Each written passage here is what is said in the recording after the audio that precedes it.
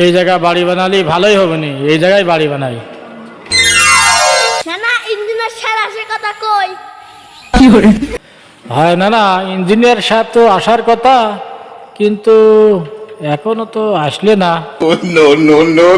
আরে চাচা, নানা আল্লাহ পেছনে দাঁড়ায় আছেন, তা আপনি বাড়ি করবেন বলে আপনি তো ফোন দিছিলেন। হ্যাঁ ইঞ্জিনিয়ার সাহেব, এই জায়গা জমি সব তো আমার, কিন্তু বাড়ি করতে চাচ্ছি এই জায়গা, এই জায়গা।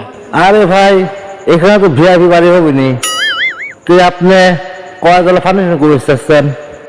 আরে না আমি এখন বড় হয়ে আসছি, তুমি দোতলা ফাউন্ডেশনই করো। ইঞ্জিনিয়ার সাহেব, তাহলে এই জায়গাটায় দোতলা ফাউন্ডেশন করে দেন। আপনি এখানে কিভাবে কাজ করবেন, মানে কি সিস্টেমে বাড়ি করতে যাচ্ছেন? আচ্ছা ইঞ্জিনিয়ার সাহেব, দোতলা পর্যন্ত কাজ করতে কত খরচ পড়তে পারে? এখানে আপনার দোতলা পর্যন্ত করতে গেলে নিচতলা লাগতে পারে আপনার 10 লাখ টাকা, আর উপরতলা লাগতে পারে আপনার 6 লাখ টাকার মতো আর কি।